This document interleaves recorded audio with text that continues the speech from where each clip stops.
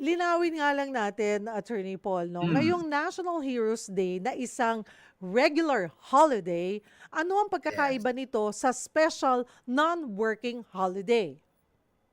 Oo, in terms of, at least para sa topic natin 'no, in terms of yung bayad sa manggagawa, yun yung Mm. ating magiging focus. But of course, yung difference ng regular holiday mismo is, nakaset sa law yan, eh, kung ano yung talagang mga laging ino-observe na holiday versus, special days na nasa law din pero sometimes movable or iba yung mga considerations for this 'no. Pero sa regular and, special non-working holiday, 'pag regular pay, yan yung tinatawag natin na kahit hindi ka magtrabaho, Cheryl, is meron ka pa ring sahod 'no. Sahod, Ito oo. ay 100% pa rin ng iyong pay ay Aha. iyong matatanggap kahit na ikaw ay hindi nagtrabaho sa loob ng isang regular holiday. Okay. Gano'n naman dito sa kabila, yung tinatawag natin na special non-working holiday o tawag na lang nating special day 'no, para mapabilis. Kasi yun din naman ang ginagamit ng DOLE minsan, tinatawag nila na special day. Mm. Para sa special day, kung ikaw naman ay hindi magtrabaho, yung ating prinsipyo na tinatawag na no work, no pay ang nag-a-apply. Ibig sabihin,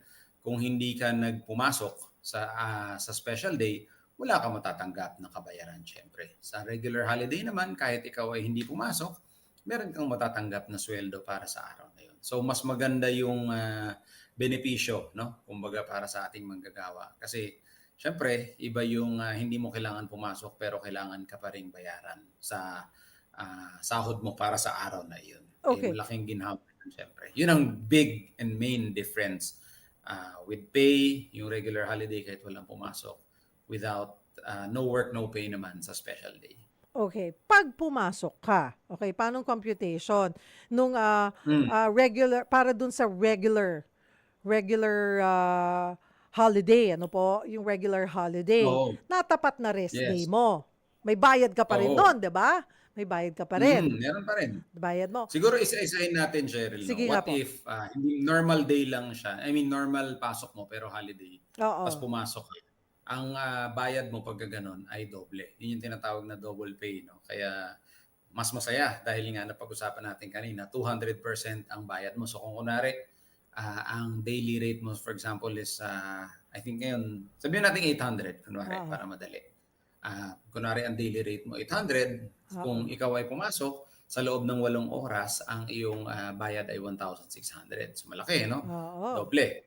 Kung naman ikaw ay pumasok doon sa special day, meron kang of course, meron ka nung daily rate mo, meron kayong kung ano man yung matatanggap mo dapat sa araw na yun, plus may premium ka ng 30%. So parang 130% yung iyong Ah, kabayaran. So mas maliit din ng kaunti, yung well hindi oo. kaunti, mas malaki yung, may about 70% Oo. difference between, 30% lang regular day. pala. Eh, Hmm, paano? Paano natapat na rest day mo? hindi, At yung paano yung ano, yung regular holiday, tapos ano, may iba ba yun kung, pinapasok ka pero rest day mo naman? Hindi, pareho lang yun? yes. 'No, and, magkaiba din Cheryl ang rate ng rest day mo sa regular holiday, gano'n din sa rest day mo sa special day, 'no? Ibig sabihin, Oo. dito medyo magkakaiba, mas malaki yung, rate na madadagdag sa iyo kung sa special day ay rest day mo din pero ikaw ay pumasok. Bakit? Balik tayo do'n sa regular holiday 'no, so may matatanggap ka na 100% ng sweldo mo, pumasok ka, double pay, so 200% na. Tapos naging rest day mo pa 'no, so meron kang dagdag na 30% premium, so Oh, 230% na yung sweldo mo. Pero punta naman tayo dito sa special day, so may hmm, matatanggap ka na kung ano yung sweldo mo para sa araw na yon, yung regular wage mo plus 30% kasi nga, pumasok ka hmm. 'no. Tapos meron kang additional 50% nung, kada oras mong trabaho para sa special day na pinasok mo na rest day mo din dapat. So may additional ka na 50% para dun sa special day mo. Sarap din Mas malaki ano? ng konti. So pag ginawa mo yung math, actually ma-math mo lang 'yan 'no. Total, suma total, mas malaki pa rin sa regular holiday Mhm, overall. 'No, yeah, kasi lalabas niyan parang, kung tama yung aking math 'no, 230% 'no. hmm. Pero dito naman tayo sa special day lalabas na 180%. nagpapalaki lang talaga doon sa regular holiday kasi double pay eh. Pero yung premium mo para pumasok ka sa special day na nataon din sa iyong rest day, may dagdag ka na 50%. So Eh 100% ng regular rate mo, hmm, 30% dahil pumasok ka, tapos additional 50% dahil nataon sa rest day mo yung araw na yun. So eh, malaki-laki din, about 180% I think. sagarin ko na, Attorney Paul. Eh, paano kung Hmm. nagka-overtime ka pa, nag-OT ka pa? Yes, oo. Sa OT naman pareho. Halimbawa, nag-OT ka din sa regular holiday, may dagdag ka pa na 30%, no? So halimbawa, talagang marami ang trabaho, nagtrabaho ka ng 12 oras. So doon sa kasi remember, ang normal na oras ng trabaho natin ay 8 oras, no?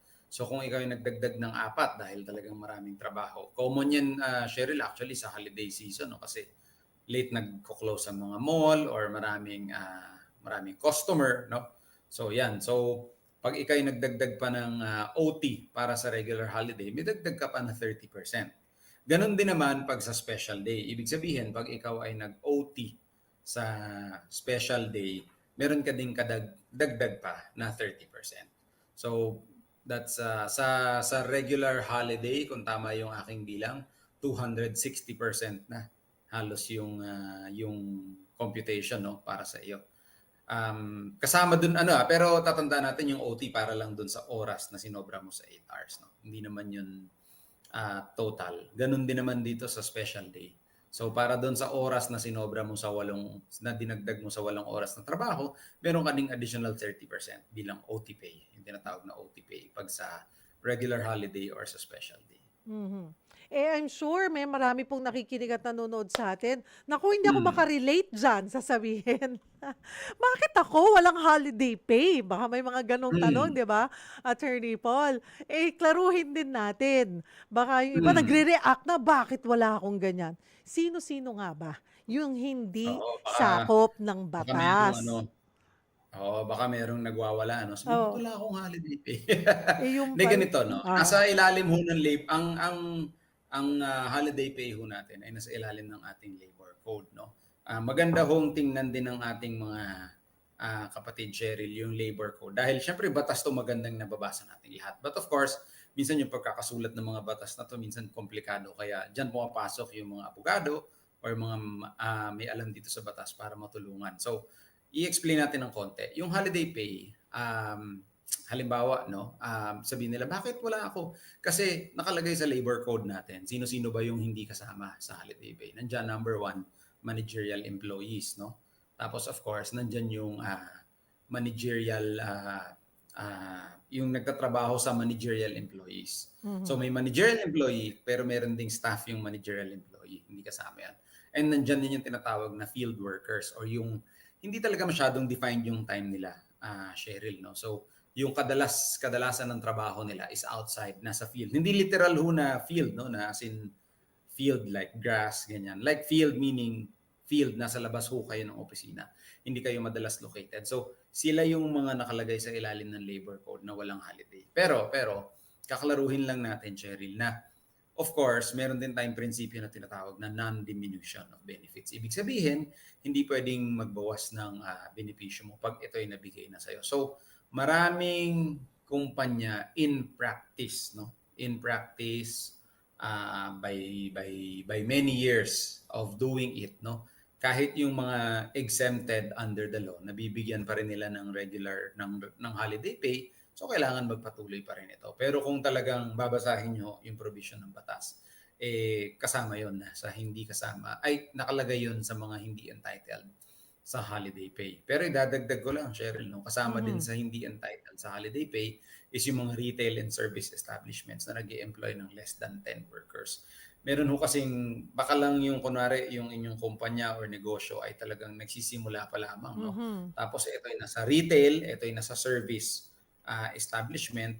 Pag kayo ho ay less than 10 employees, pwedeng hindi kayo masama doon sa holiday pay. Pero again, ito ay kailangan sertipikahin pa rin ng DOLE na talagang nag employ kayo ng less than 10 employees. And of course, idagdag ko ulit na kahit na kayo ay less than 10 employees pero sa mga dumami naman na dumaan na taon as part of practice, bilang part ng kontrata mo, entitled ka sa holiday pay, meron ka pa rin. Meron at meron ka pa rin holiday pay. Pero kung magiging stricto lang tayo sa pagbabasa ng provision ng batas, makikita natin na ito yung mga exempted sa pagbibigay ng holiday pay. Paano kung qualified pero hindi nabigyan o delayed ang pagpasok ng holiday pay? Paano Mm. irereklamo ang employer? Ito yung mga kasambahay po natin. Di ba nakalagay na Mm. na dapat binibigyan natin kahit na nasa service sila, helpers natin, kasama sila dapat naman sa 13th month pay. Yes, actually ang, mga kasambahay natin, Cheryl 'no, kasama diyan yung ating mga household help, Mm. nandiyan yung ating mga, cook 'no, or gardener ganyan. Aha.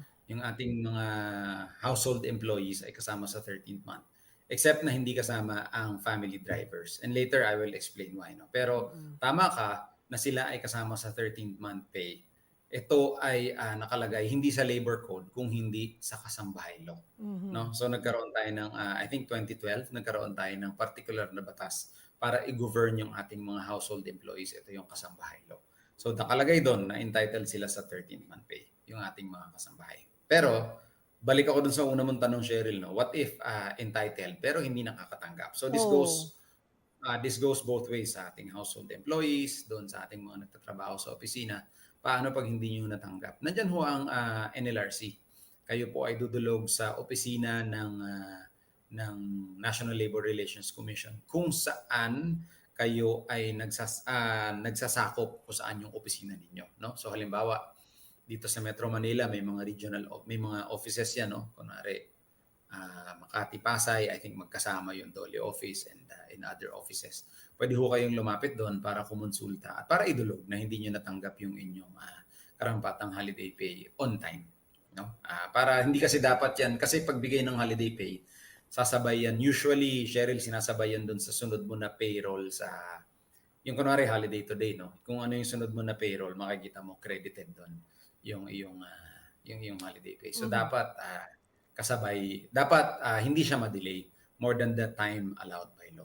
And ang maximum time ho na allowed ng law ay 16 days between pay. So hindi ho Mm. pwedeng lumagpas ng 16 days yan. Mm. Usually quincenas tayo pero by law not more than 16 days dapat ang gap. Mm. Maximum na yun, sagara na yun. Mhm.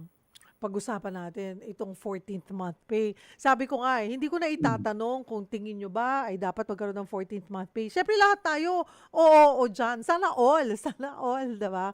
Pero yung 14th month pay nga po, may mga panukalang i-require ang 14th month pay. Bilang abogado Mm. na may experience po sa labor cases, anong reaction nyo on this? Sige, kaklaruhin lang natin na Cheryl 'no, kasi sa panahon ngayon kailangan i-emphasize ho natin, ito ay panukala pa lamang. Hindi pa ho Mhm. ito batas, hindi pa 'to regulasyon, so hindi pa 'to required. Pero pinag-uusapan lang natin dito kasi may kuro-kuro, may diskusyon na baka nga, imandato ito. Pero as of now, sa oras na ito, August 25, 2025, wala pa hong 14th month pay law, para lang klaro.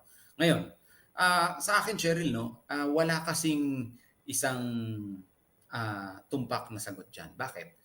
Kasi kailangan mo ring balansehin siyempre yung interes ng manggagawa at napaka-importante nito. Pero ganun din, kailangan mo rin tignan yung interes ng mga kumpanya. Kasi kung atin namang kumbaga kung ano to siyempre additional to na ilalabas ng kumpanya, no? So, hindi lahat ng kumpanya kaya ito. Cheryl, hindi lahat ay may angkop na kita para ma-absorb ito right away. So, hindi rin natin talaga masasabi na tumpak. I think it requires a lot of discussion. Kasi Cheryl, ang 13th month pay, hindi lahat ng bansa, no? Hindi ganun karami ang bansa na nag implement nito sa mundo. Much less yung 14th month pay, no? Kasi nga, hindi ganun ka, ah, ano tawag nito? Hindi ganun ka dali tignan, no? Kumbaga, ang daming factors no? Economic, syempre gusto natin na yung ating mga manggagawa is, sabi mo nga sana all. Kung tayo Mhm. lang magde-decide bakit hindi, no? Pero sa Mhm. akin, we have to balance it out. Dahil meron din akong karanasan, Cheryl, no, na nahirapan yung kumpanya, nagsara. Hindi kinaya yung pasweldo. So, ayaw mo din dumating sa ganung point na, oo, gusto nating makatulong sa manggagawa. No question about it.